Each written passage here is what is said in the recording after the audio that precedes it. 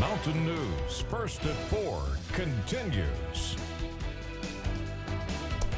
And we continue our severe weather alert day as rain is expected to change to snow in the next few hours, and that will be followed by some bitter cold air for a few days. Meteorologist Evan Hatter joins us now with more on what to expect. Evan? That's right, Steve. Already seeing rain showers working through the region this afternoon and will continue into this evening.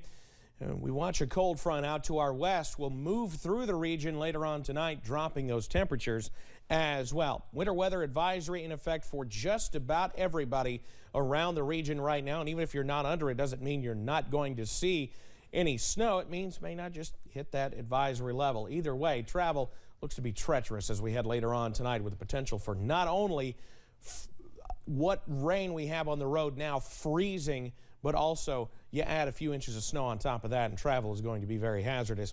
High knob camera from the University of Virginia at Wise. They still have plenty of snow on the ground from Sunday's system, but most of the walkways are clear at this time. Mountain Parkway at Slade, a similar story. You still see plenty of snow, but wet roadways as well, backing it out.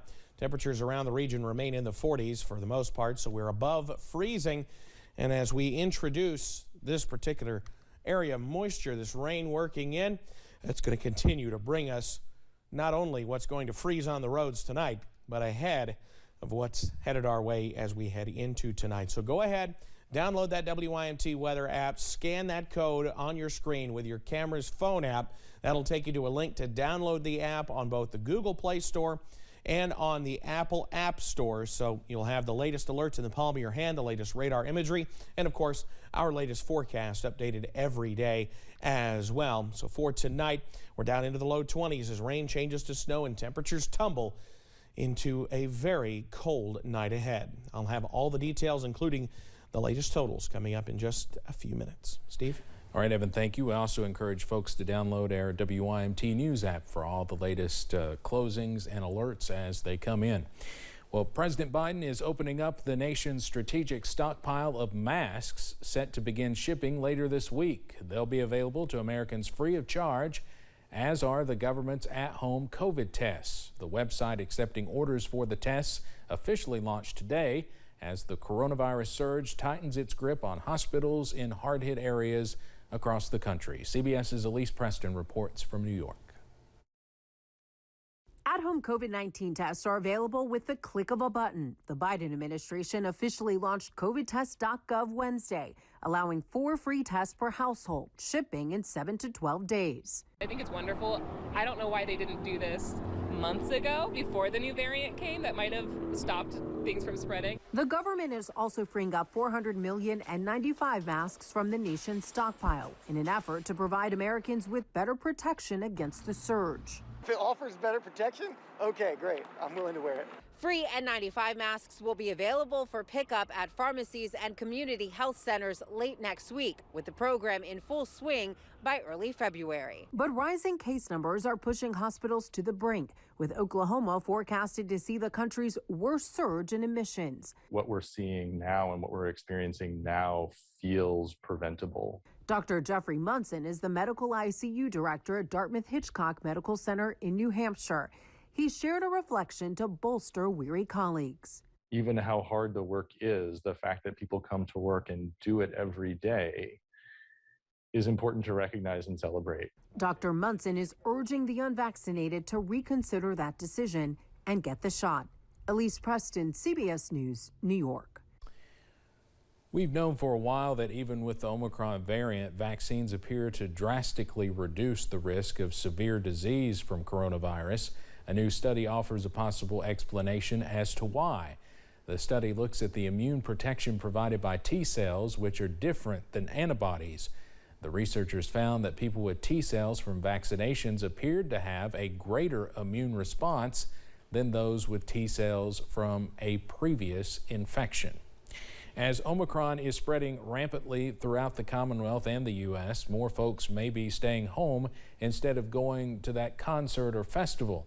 Officials of the city of Pikeville say they are planning events with COVID-19 protocols in mind, but intend to host some of their larger outdoor events still in 2022. That includes Hillbilly Days, which officials say will be in the works very soon and folks are excited about, but it is subject to change due to the pandemic, weather, and any number of variables. There is a lot of excitement. There's been a lot of interest, I think, from vendors contacting the chamber about, are you having this festival? We want to go ahead and register. So there's obviously some passion there to get back to that festival, and we certainly hope to be able to do that. We intend to do that. Of course, Hillbilly Days hasn't been held since 2019, and it is one of the early festivals of the year, being held in April. Ellswick says the city is excited for its slew of events in 2022. We'll have more from him coming up tonight at 11. With hospitals continuing to be busy with COVID-19 and influenza patients, a smaller East Tennessee hospital is stepping in to help. Stacy Naughton, the CEO of Select Specialty Hospital, says since the pandemic, Select Specialty has been helping to create vacancy for hospitals in the region as early as 3 days post-intensive care. We've gone from a 35-bed facility with only 15 private to now a 32-bed all-private room facility, brand new. The facility will also get new equipment to be able to handle new ICU patients. The ongoing pandemic has created a critical staffing shortage in early childhood education, and that is affecting a lot of families. The Virginia Early Childhood Foundation just launched a statewide network called Ready Regions, designed to help parents breathe a little easier. Early childhood education is a crucial step to prepare kids for kindergarten. Experts say 90% of brain development occurs before the age of 5. And so if we're not making sure that kids have access to those resources and supports before they enter kindergarten, then we're missing out on opportunities.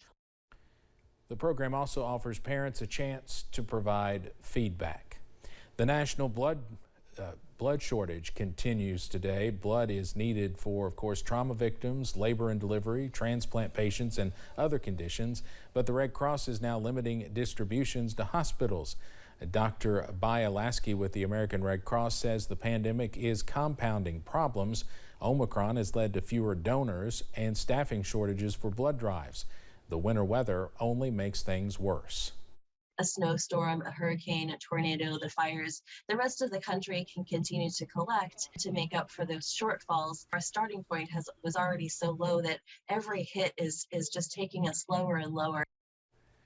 Now, if you have had COVID-19, you can still donate blood. The Red Cross asks that you wait 14 days after a positive test and be healthy and symptom-free on the day of donation.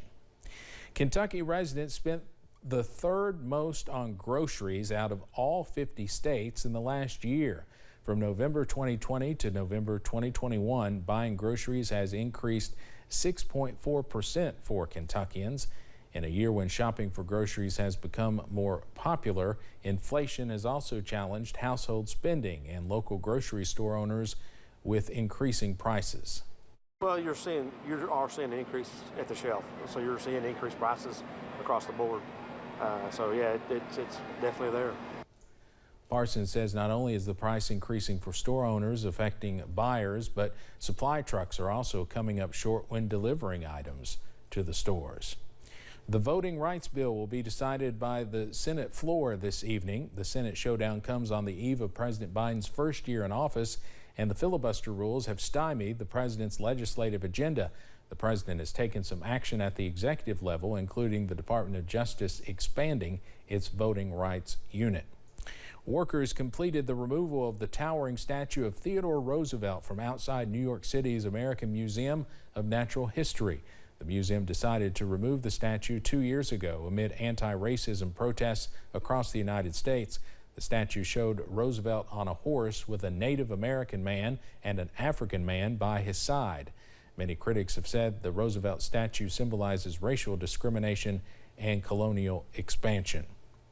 The University of Michigan has reached a $490 million settlement over sex abuse allegations against a former university physician.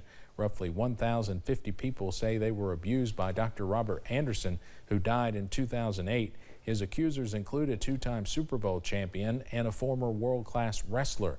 Anderson worked at the university from 1966 to 2003. $460 million will go to the victims, with $30 million set aside for future claimants. Britney Spears has had it with her sister talking about her on her book tour. The singer has sent a cease and desist letter to Jamie Lynn Spears regarding her new memoir, Things I Should Have Said. Britney's lawyer says the book makes outrageous and misleading claims about Britney. It also accuses Jamie Lynn of using Britney to promote her book. Jamie Lynn has said the book is not about her sister, but she does write that Britney's behavior growing up was paranoid and erratic. Coming up on First at 4, more and more Americans are choosing to do their jobs remotely while traveling. Coming up, we talk with a so-called digital nomad about how to combine work with seeing the world. And rain turns to snow as we head into tonight. I'll have the very latest on where it is now and when we're going to see that switch over coming up.